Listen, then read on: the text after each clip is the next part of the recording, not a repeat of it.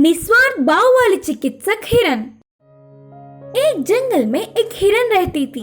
वह बहुत ही अच्छी थी। हिरन चिकित्सा करना सीखकर उस जंगल के सारे जानवरों का उपचार करती थी।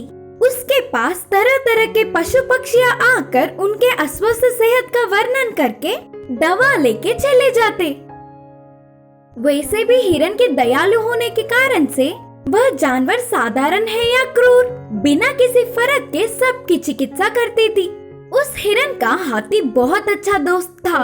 खाली समय में वे दोनों मजे से गपशप करते हुए पूरे जंगल में घूमते थे। वह हाथी कभी कभी कहता था कि दोस्त, क्रूर जानवरों का चिकित्सा करना खतरा होगा, इसीलिए उनसे पहले से ही दूर रहोगे तो अच्छा होगा। बोलते हुए हिरन को चेतावनी देता था। फिर भी दयालु हिरन हाथी के बातों को अनसुना करती थी। एक दिन जंगल के चालाक लोमड़ी को खतरे से बहुत ज्यादा चोट लगी। यह पता चलते ही हिरन हाथी के बातों को ना सुनते हुए हिरन लोमड़ी के पास जाकर चिकित्सा करने लगी। लोमड़ी के सारे घाव भरकर वह अच्छे से घूमने तक हिरन ने उसका उपचार किया। ऐसे रोज रोज उसकी चिकित्सा करने पर लोमड़ी हिरन से दोस्ती करने लगी और उसके लिए जरूरतमंद फल और चीजें लाकर देती। लोमड़ी के उस पर दया देना देख हिरन ने उसे अपना बहुत अच्छा दोस्त माना।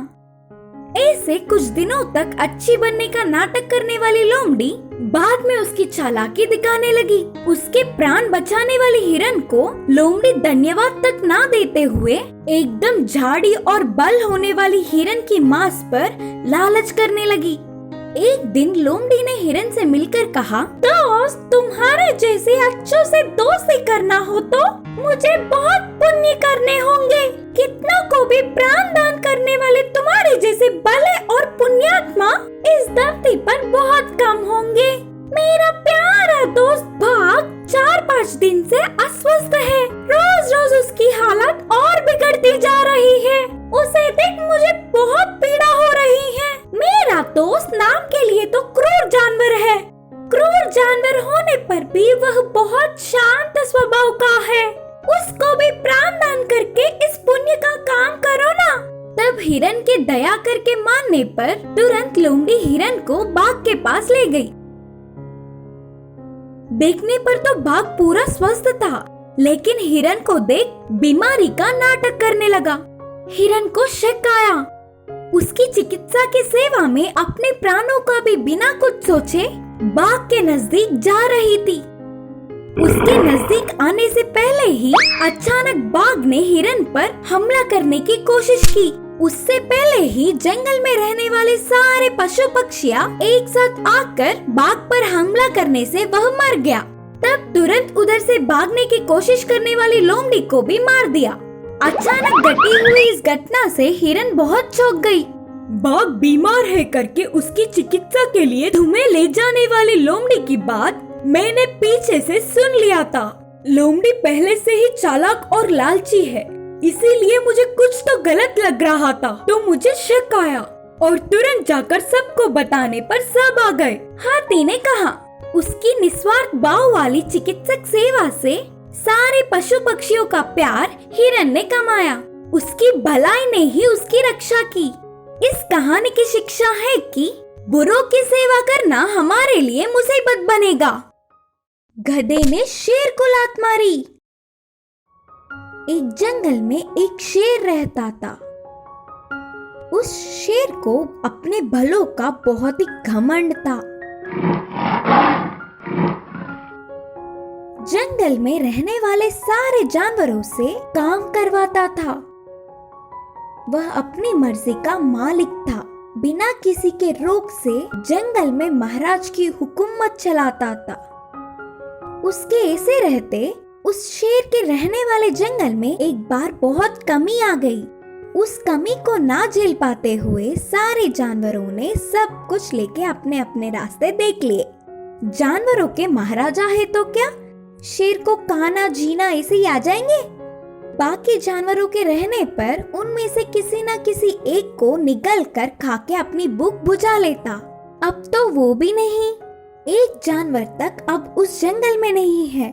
फिर भी जिद पकड़कर उसी जंगल में कुछ दिन जैसे तैसे रह गया, लेकिन भूख ना सह पाते हुए दूसरा जंगल चल पड़ा।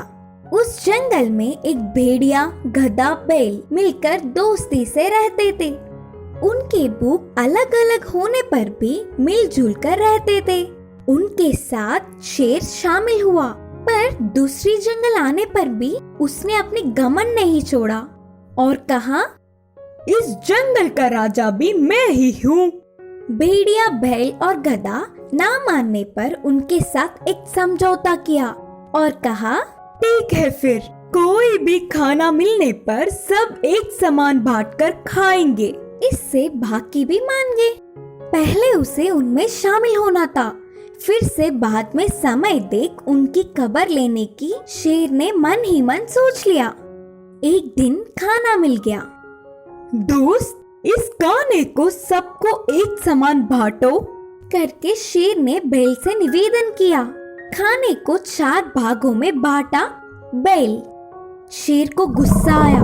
बैल के ऊपर कूदकर जोर से पंजा लड़ाकर उसे मार दिया। इस घटना से भेड़िया, गधा अंदर ही अंदर रोते हुए बैठ गए। इस बार भेड़िए की तरफ शेर घूमकर कहा, दोस्त, अब तुम तो बांटो। तो समझदार भेड़िए ने कहा, ना, इस खाने को बांटना मुझसे नहीं होगा। ना, इस खाने को बांटना मुझसे नहीं होगा। गधे ने भी ऐसे ही कहा। इससे शेर के घमंड को हद ही ना रहा। अच्छा, मैं ही बांटूंगा बोल के खाने को 3 भागों में बांटा और कहा, मैं महाराज हूँ तो मेरा हिस्सा मेरा, दूसरा हिस्सा तुमसे बांटने का है तो वो भी मेरा। ऐसे ही अब बाकी का एक तीसरा हिस्सा, अगर तुम दोनों में हिम्मत है तो ले लो करके बोलते हुए शेर जोर से गरजा। इससे गधा, भेड़िया डर गए और भागते हुए जाकर पेड़ के पीछे छिप गए। बेरहमी से पूरा खाना खा के पेट भर के खा गया शेर। दूर से ही देख रहे भेड़िया, गधा तो भूख से तड़पने लगे। तो एक ही बार मिली हुई खाना जल्दबाजी में खाने से शेर के गले में एक बड़ी सी हड्डी फंस गई। पीड़ा ना सह पाते हुए जोर से चिल्लाने लगा। उस पीड़ा से वह एक कदम भी नहीं बढ़ा पाया और वही गिर पड़ा। शेर की हालत देख भेड़िया, गधा बहुत खुश हुए। कुछ देर बाद उधर आए हुए खरगोश को देख, ओए खरगोश, मेरे गले में हड्डी फंस गई, जरा निकालोगी? शेर को देखते ही एक झटके में खरगोश उधर से भाग गई।